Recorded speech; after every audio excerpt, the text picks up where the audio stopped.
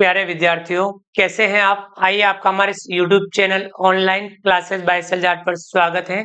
विद्यार्थियों, आज की इस क्लास में हम समझेंगे कक्षा 10 विषय गणित प्रश्नावली 4.3 द्विघात समीकरण सवाल 2। आइए शुरू करते हैं। सवाल 2, निम्न प्रत्येक द्विघात समीकरणों में k का ऐसा मान ज्ञात कीजिए कि उसके दो बराबर मूल हों। यानी हमें इन द्विघात समीकरणों में k का मान ज्ञात करना है और यहाँ इस समीकरण में जो मूल है वे दो बराबर मूल है। ये आपको ध्यान में रखना है। यानी मूलों की प्रकृति आप पढ़ चुके हैं। दो बराबर मूल कब प्राप्त होते हैं? जब विविक्त कर कितना b स्क्वायर माइनस 4ac यदि 0 के बराबर आए तो उसे ही हम हल करेंगे। यानी ये आपका हिंट है, दो बराबर मूल। हल कर लेते हैं हम इसको। पहला वाला समीकरण है हमारे पास 2x स्क्वायर प्लस के एक्स प्लस 3 बराबर 0।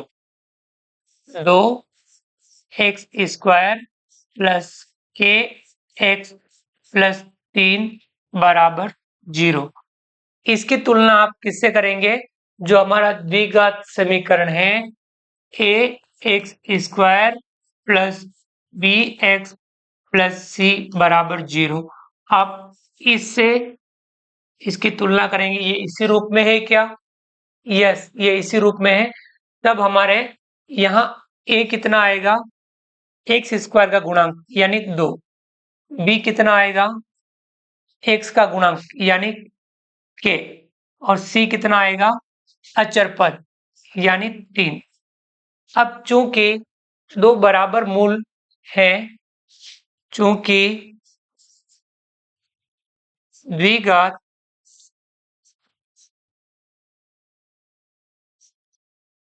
समीकरण के दो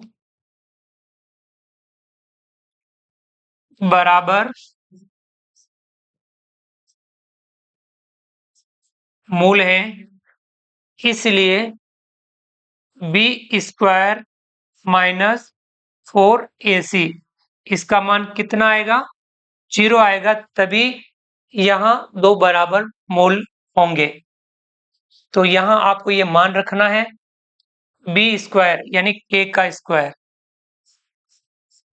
माइनस 4 गुणा a का मान 2 गुणा c का मान 3 बराबर 0। k स्क्वायर ये वाला गुणा करेंगे, 3 दूनी 6, 6 चौका 24 माइनस का 24 बराबर 0। अब इसको हम आगे सॉल्व करेंगे।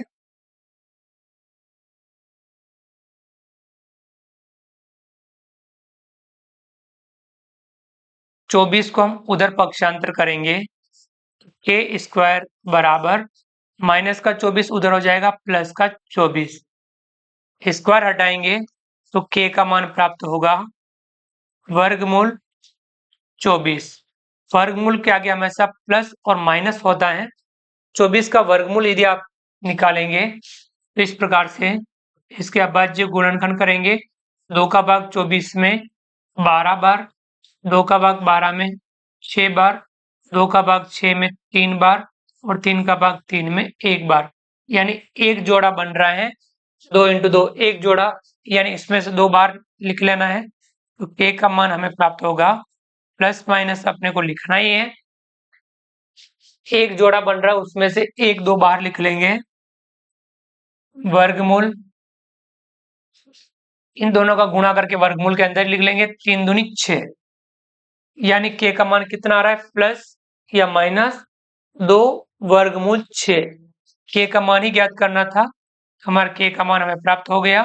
तो ये हमारा आंसर हो जाएगा, के बराबर प्लस माइनस 2 अंडर रूट 6। आ गया समझ में?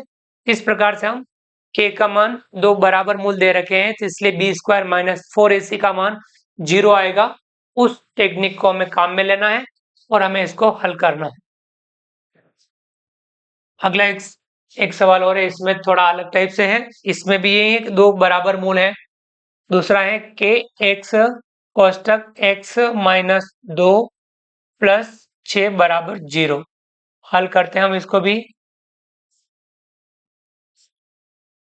के एक्स कोष्टक x माइनस 2 प्लस 6 बराबर 0। इसको हम सॉल्व करेंगे। के एक्स का गुणा हमें x से भी करना है और के एक्स का गुणा हमें माइनस 2 से भी करना है। इसका गुणा हम x से करेंगे तो के एक्स स्क्वायर, इसका गुणा माइनस 2 से करेंगे तो माइनस 2 के एक्स और ये प्लस का 6 बराबर 0। इसकी तुलना हम किससे करेंगे? इसकी तुलना हम करेंगे a x square plus b x plus c बराबर 0। जो हमारा द्विघात समीकरण है उसका जो मानक रूप है इससे तुलना करेंगे एक्स स्क्वायर वाला पद, एक्स वाला पद और अचर पद।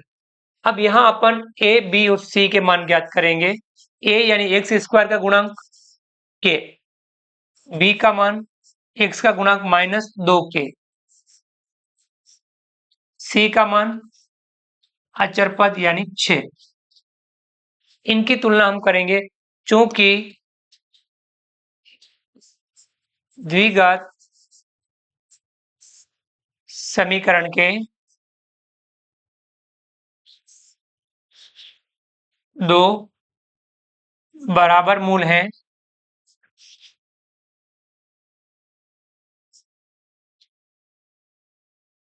इसलिए बी स्क्वायर माइनस 4ac इसका मान कितना आएगा? 0। अब इसमें मान रख लेंगे अपन बी स्क्वायर, बी का मान माइनस 2 के और इसका स्क्वायर, फिर माइनस 4 गुणा ए का मान अपने पास के है, गुणा सी का मान 6 है बराबर 0। माइनस 2 के का स्क्वायर, माइनस 2 का गुणा माइनस 2 से तो प्लस का 2 दूनी 4 के स्क्वायर, ये गुणा करेंगे 6 चौका 24 के माइनस का 24 के बराबर 0। द्विघात समीकरण इस प्रकार का भी हल कर चुके हैं, देख सकते हैं।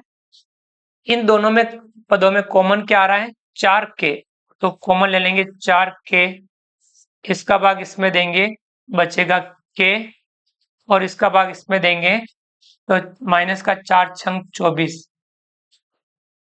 बराबर 0। अब यहाँ दो मूल यानी 4 के बराबर 0 ये लेना है पहले। 4 के बराबर 0 तो के बराबर 0/4, के का मान कितना आ जाएगा? 0। एक तो हमें ये प्राप्त हो रहा है। दूसरा के माइनस 6 बराबर 0, के बराबर माइनस 6 को उधर पक्षांतर करेंगे प्लस का 6 हो जाएगा, यानी के का मान 0 भी आ रहा है 6 भी आ रहा है। तो हम यहाँ लिखेंगे अतः यहाँ के बराबर 0 या 6, 0 और 6, 0 या 6। अब 0 चूंकि के का मान नहीं हो सकता है, तो नहीं हो सकता है कि आपका जो, यदि आप यहाँ a बराबर 0 आएगा, a का मान k है या 0 आएगा तो यानी वो द्विघात समीकरण होगा ही नहीं। हम k का मान समीकरण में रखेंगे, इसको आप समीकरण दे सकते हैं k का मान दिए गए द्विघात समीकरण में रखने पर। चलो मैं थोड़ा यहाँ इस प्रकार से लिख लेता हूं।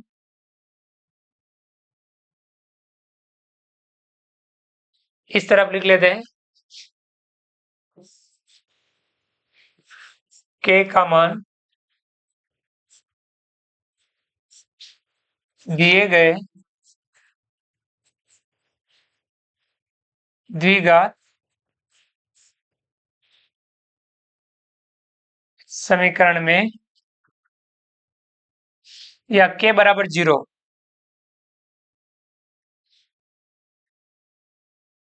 रखने पर k का मान अपन रखेंगे इस समीकरण में k x square minus 2k x plus 6 बराबर 0। k की जगह आपको 0 लिखना है, यानी कौन सा रख रहे हैं अपन, k बराबर 0 वाला, ये वाला मान रख रहे हैं। तो या k का मान 0 रख दिया, एक्स स्क्वायर माइनस 2 और k की जगह 0 रख दिया, प्लस 6 बराबर 0, यानी ये आ जाएगा 0, इसका मान भी हो जाएगा 0, प्लस 6 बराबर 0, यानी ये कितना आ रहा है, 6 बराबर 0। क्या ये संभव है? यह संभव नहीं है,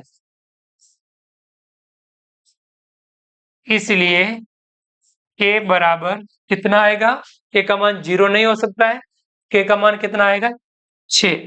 ये अपना आंसर हो जाएगा, k का मान कितना है, 6। आपको समझ में आ गया?